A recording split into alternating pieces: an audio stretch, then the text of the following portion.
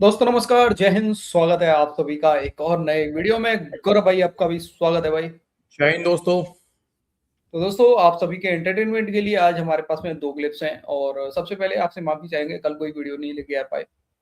खैर कोई बात नहीं है, आज लेके आए तो मतलब गौरव भाई, एक तो क्लिप है हमारे पास में, ये जो एक पाकिस्तानी पाकिस्तानी बोले कि जो भी बोले, मतलब एक सुअर मारा गया हम्म। हमजा बुरहान करके, आपको हम्म। पता ही है। उसको लेके हमारे पास में एक क्लिप है। पाकिस्तानी वही आरोप लगा रहे हैं भारत के ऊपर, ये सब भारत ने करवाया। अब ठीक है, आरोप लगाते रहो पर सबूत तो दुनिया को नहीं दे पा रहे हैं, वो बात अलग है। सही बात। दूसरा सेकंड क्लिप हमारे पास में है मार्को रूबियो को लेके, जो इंडिया आए हुए हैं। उनको लेके हम्म। इस समय पाकिस्तान खुद को एक तरीके से क्या बोले, अनाथ अनाथ सा महसूस कर रहा है पाकिस्तान। आपको पता है अनाथ। ना, एक तो पुराने अब्बू पाकिस्तान, एक तो पुराना अब्बू भारतीय है इनका, और नया अब्बू इस समय मतलब कभी अमेरिका बन जाता है, कभी चाइना बन जाता है, कभी कुछ बन जाता है। अब वो नया अब्बू पुराने अब्बू से मिलने आया है, यहाँ पे इंडिया में मिलने आया है, तो अब ये खुद को अनाथ महसूस कर रहे हैं मतलब इनके कई दोनों लोग। छोटे अब्बू बड़े अब्बू का मुलाकात हो रहा है तो पाकिस्तानी अपने आप को अनाथ समझ रहा है।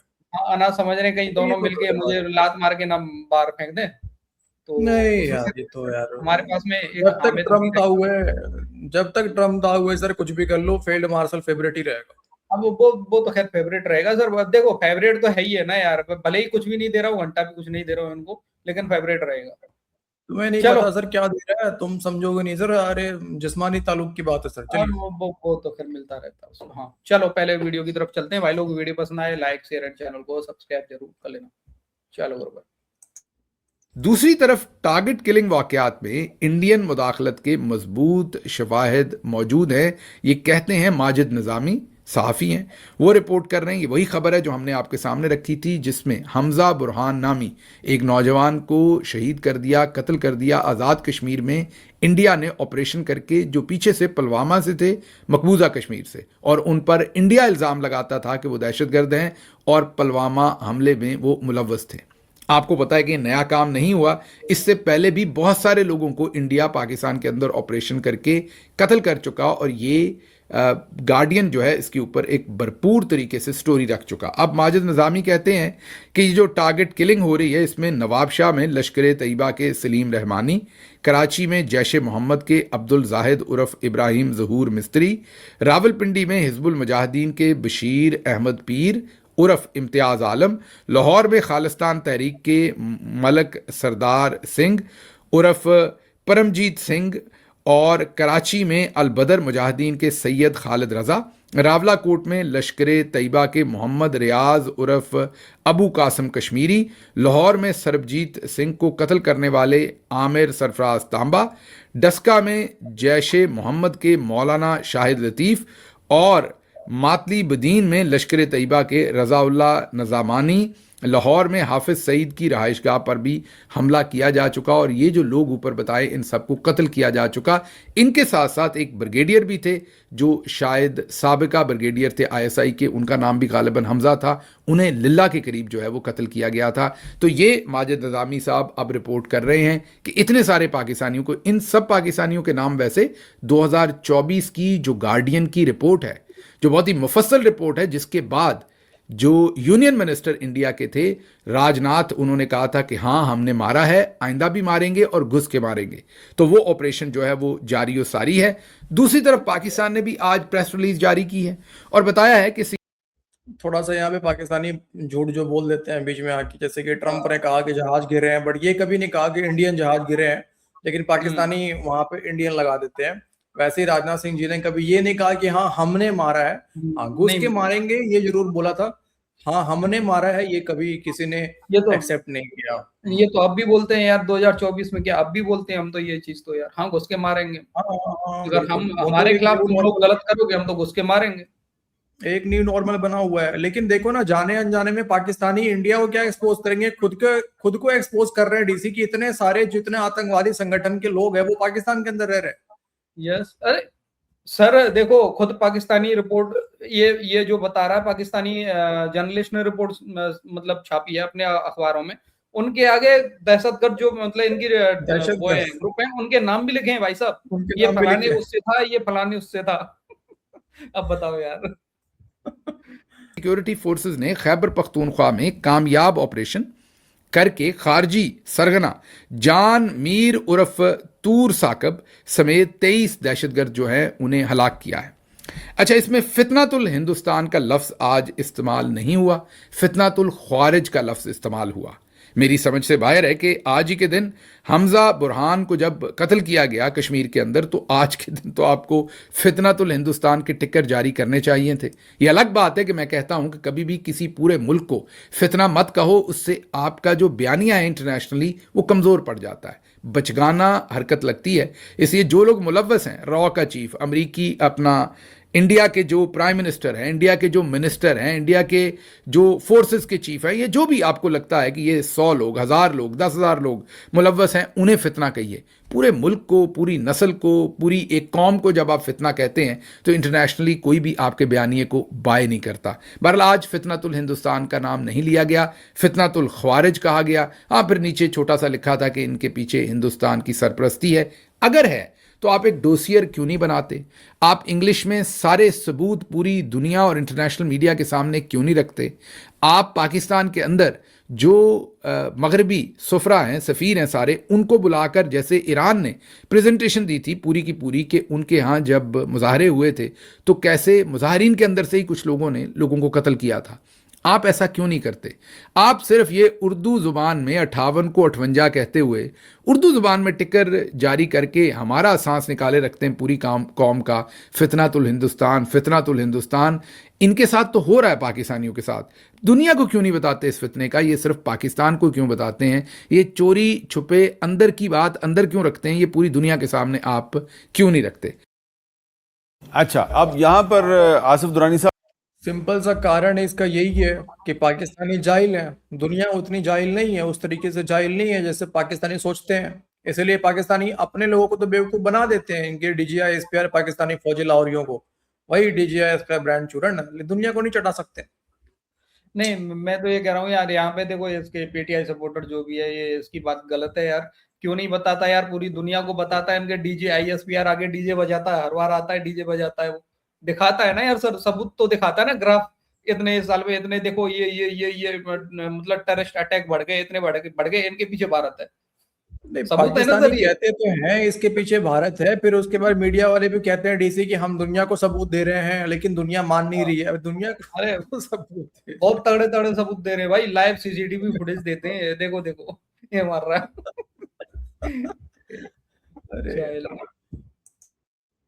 अब एक सवाल ये है कि अमेरिका के जो सेक्रेटरी ऑफ स्टेट हैं मार्को रूबियो, वो भी जा रहे हैं जी, इंडिया के दौरे पे जा रहे हैं।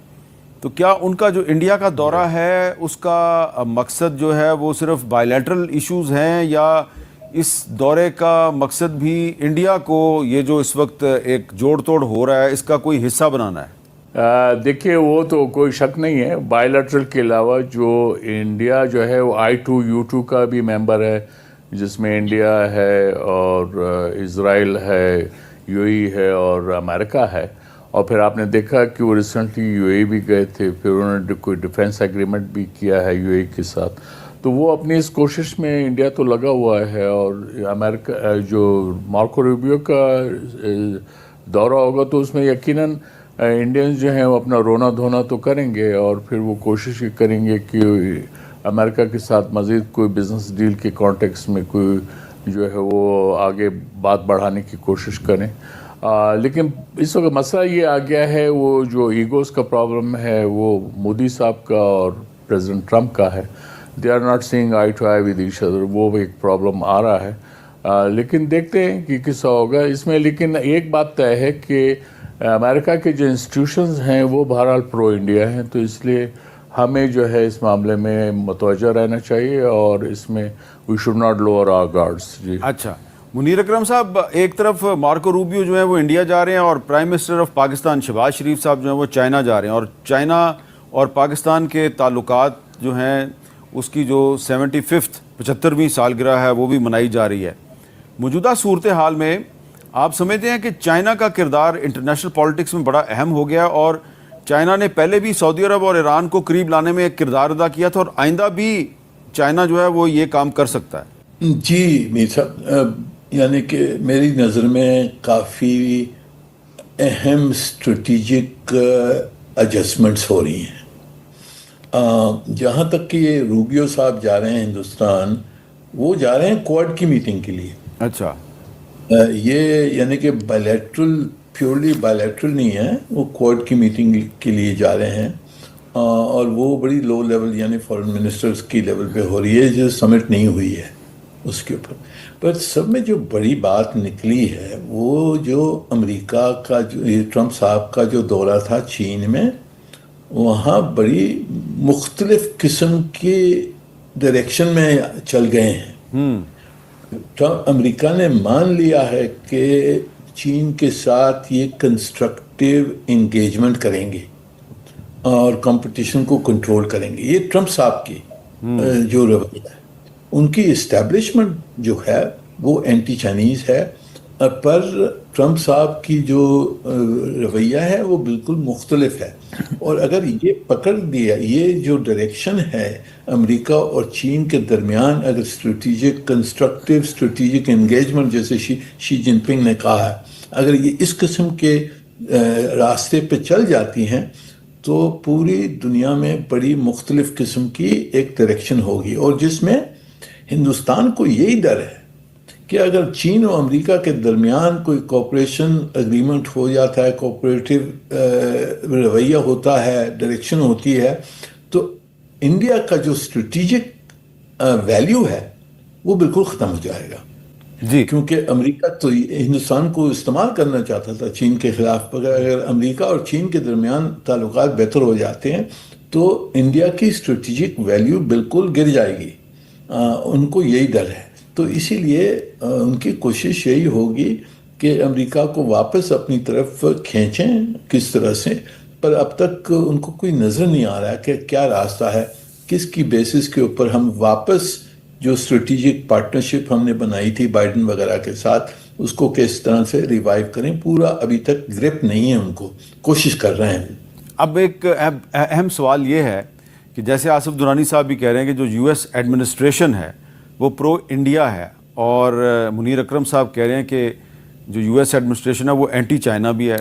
लेकिन ट्रंप साहब जो हैं वो आजकल पाकिस्तान के साथ भी उनकी दोस्ती है और वो चाइना के साथ भी दोस्ती कायम करने की कोशिश कर रहे हैं। तो सवाल ये पैदा होता है कि अगर ट्रंप नहीं रहते, क्योंकि हर कोई हमेशा इक़्तिदार में नहीं रहता, तो अगर ट्रंप अमेरिका के सदर नहीं रहते तो अमेरिका और पाकिस्तान के ताल्लुकात का मुस्तकबिल क्या होगा?